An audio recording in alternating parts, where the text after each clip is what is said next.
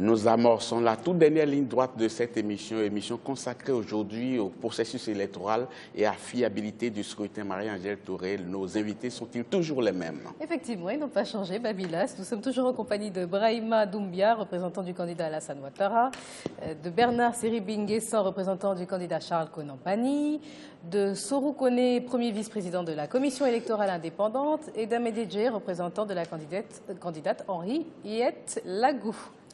Nous n'avons que 10 petites minutes d'émission, mais avant d'amorcer la toute dernière partie de cette émission, Marie-Angèle, un élément d'illustration. Effectivement, parce que vous nous avez donné sur ce plateau votre avis, votre opinion sur le processus électoral, mais la population ivoirienne, les électeurs ivoiriens ont eux aussi leur mot à dire. Nos envoyés spéciaux sont donc allés à leur rencontre pour entendre ce qu'ils ont à dire. On se retrouve juste après pour en discuter. En fait, je voulais que ceux qui se sont retirés jusqu'à là, que le président les approche et discute avec eux parce que, en fait, c'est pas normal que tout candidat se retire et puis, on continue jusqu'aux élections, quoi. Pour faire revenir les candidats dans la course, cela va partir déjà avec une bonne réconciliation. Et je pense que si la réconciliation est parfaite, est fondée sur des bonnes bases, je pense que tous les candidats pourront revenir. Parce que si les candidats sont retirés, c'est que peut-être quelque part, il y a une certaine injustice vis-à-vis de certains candidats. D'où cette frustration qui les ont amenés à se retirer. Pour le moment, je ne pense pas qu'il y a quelque chose qui soit possible. On est pratiquement à moins d'une semaine du scrutin. Et je ne pense pas qu'en moins d'une semaine, les autres candidats, ceux qui se sont retirés, vont vouloir revenir pour battre campagne. Là, il y a un problème. C'est que quelque part, au départ, le pouvoir n'a pas voulu discuter avec ceux qui se sont retirés. Ils ont trouvé que, ça c'est leur appréciation, c'est la raison pour laquelle ils se sont retirés. Ils ont trouvé que c'était déjà perdu d'avance. Je crois que ces deux candidats qui sont retirés de la course ont des raisons qui ont avancé. Donc pour qu'ils reviennent dans la course, il va falloir que le régime en place prenne en compte leurs revendications. On peut dire que les deux candidats premièrement sont retirés par frustration. Voilà, parce que les avantages que les candidats ont, tous les candidats n'ont pas les mêmes avantages. Parce que quand nous regardons les campagnes qui se font présentement, on voit qu'il y a certains candidats qui sont plus prioritaires que d'autres. Voilà. Et aussi, il y a certains qui sont retirés pour stopper la violence au niveau des élections. Celui qui veut se présenter, il doit avoir la force d'aller jusqu'au bout. Et si quelqu'un en chemin, il flanche, c'est que c'est le jeu politique. C'est de la force aussi pour aller jusqu'au bout. Pour moi, se retirer...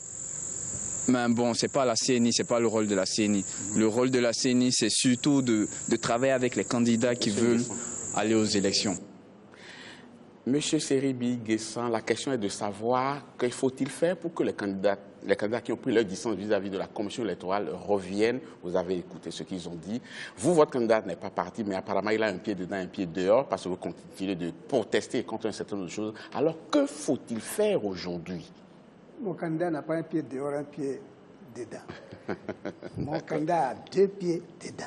Ah, heureusement. Mon candidat veut aller jusqu'au bout. D'accord.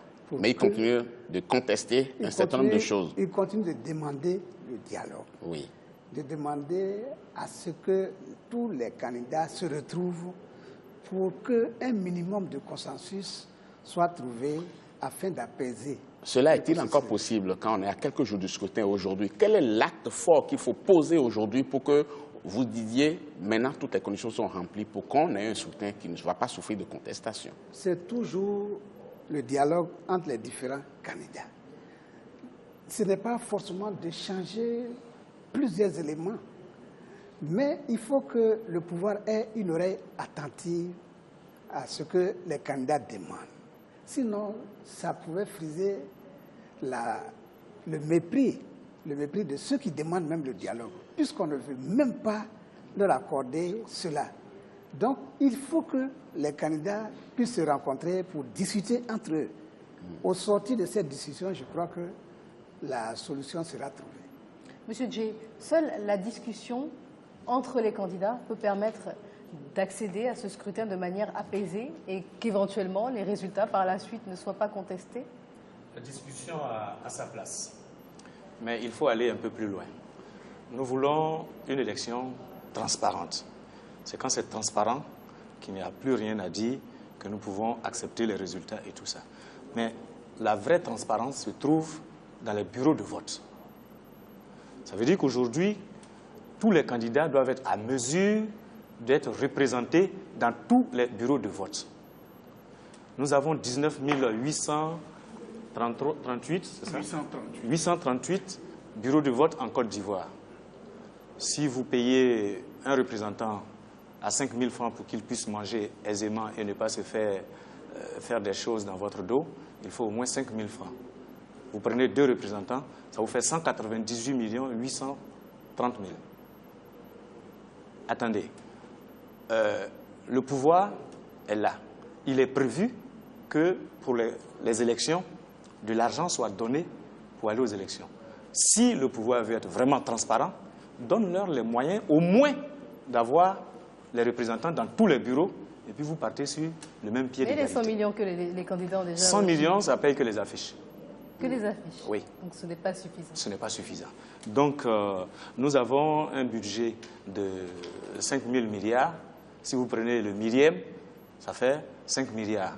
Ça, la Côte d'Ivoire peut se le permettre. Si vous divisez 5 milliards par 10, ça fait 500 millions, de façon arithmétique.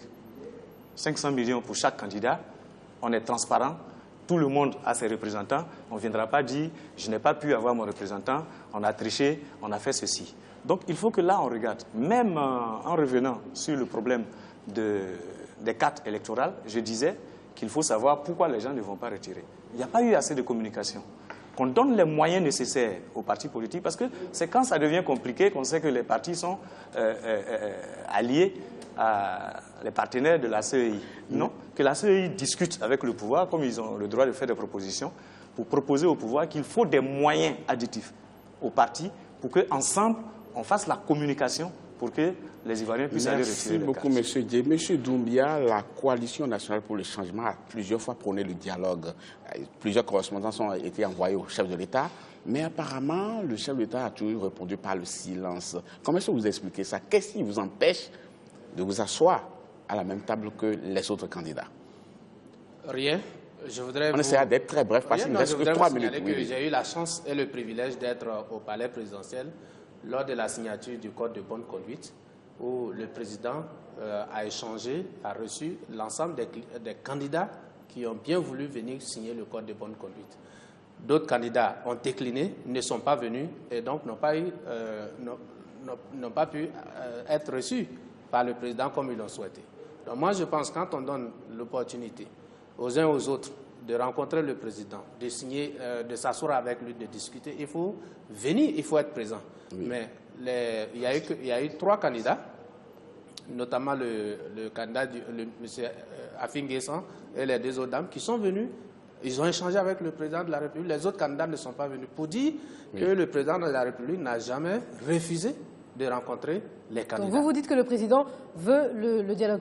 Monsieur Koné, je vais juste revenir sur une petite... Parce qu'on a vu que les téléspectateurs et les Ivoiriens parlaient effectivement de ces candidats qui se sont exclus, qui sont partis du scrutin. Est-il toujours possible pour ces candidats qui ont quitté le processus électoral de le réintégrer? Oui, bien sûr. Oui. Vous savez, nous avons déjà édité les bulletins de vote. Et les bulletins de vote portent les photos et les logos de ces candidats. Donc c'est toujours possible. Est-ce que vous vous engagez à discuter réellement, même à une semaine du scrutin, avec les différents acteurs politiques qui vous reprochent de ne pas le faire assez? Est-ce que vous vous y engagez? Les candidats ne nous reprochent pas de ne pas discuter avec eux. Ils parlent du pouvoir. Nous ne sommes pas le pouvoir. Nous sommes l'organe chargé de l'organisation des élections. Si c'était vraiment pour discuter avec nous, nos portes sont largement ouvertes, notre bureau est toujours ouvert pour discuter avec eux. Mais demain, une discussion avec le pouvoir, ce n'est pas la même chose. Monsieur Koné, on va faire un dernier tour de table, ce sera fini pour cette émission. Alors, on se pose aujourd'hui la question de savoir quelle commission électorale faut-il avoir prochainement pour nos pays? Une commission technique composée que de techniciens ou bien une commission politique? On fait un dernier tour de table là-dessus. Monsieur Seribi Guessan, très rapidement en 20 secondes. Oui. Commission électorale vraiment indépendante. Oui, technique ou politique? Technique. Composée d'hommes politiques ou composée de techniciens seulement? Composée de techniciens. Merci. Ça, c'est mon avis. Ce n'est pas l'avis du candidat, c'est mon avis. Votre avis. Oui. Exactement. Alors, monsieur Doumbia, dites-nous, une CEI technique, une CEI politique? Je pense que la configuration actuelle de la CEI issu de l'histoire de la Côte d'Ivoire. Et on ne peut pas occulter l'histoire de la Côte d'Ivoire. Et nous pensons que le fait que tous les acteurs de la société ivoirienne soient représentés à la Commission garantit son indépendance. Et donc, on peut l'améliorer en continuant à discuter, mais nous pensons que cette forme est la bonne. Monsieur Dié, pardon. Une commission électorale technique ou politique doit être une commission électorale indépendante. Si les hommes qui s'y trouvent font le travail qu'on leur demande, il n'y a pas de problème.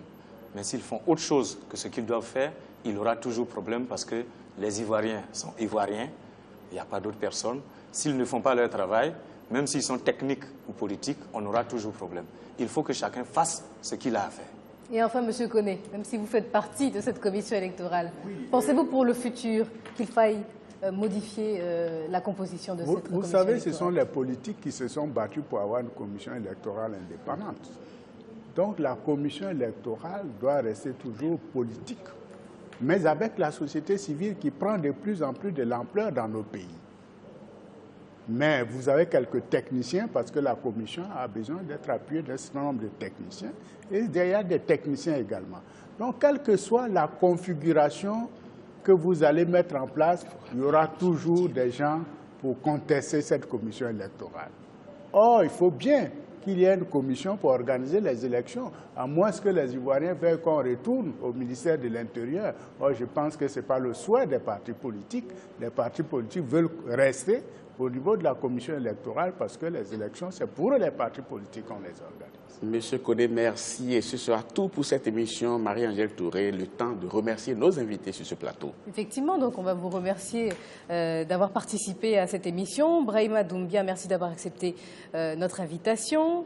Merci à vous également Bernard Seribinguessan, représentant du candidat Alassane Ouattara, représentant vous, Monsieur Seribinguessan, du candidat Charles Konan Banny. Merci à vous également, Monsieur Soro Koné, premier vice-président de la Commission électorale indépendante, d'avoir accepté cette invitation.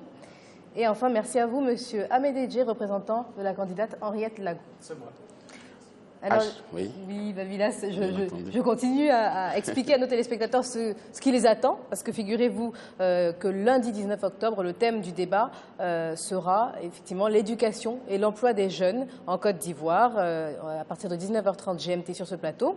Merci de nous avoir suivis. Et juste après cette émission, vous aurez l'occasion de pouvoir, grâce à Thierry Ngogang et Alafé Wakili, faire le débriefing de l'émission que nous venons juste de faire. Chers téléspectateurs, ce sera tout pour cette émission. Merci beaucoup de l'avoir suivi. Nous vous donnons rendez-vous demain, même heure, pour un autre thème de débat dans cette émission. À bientôt.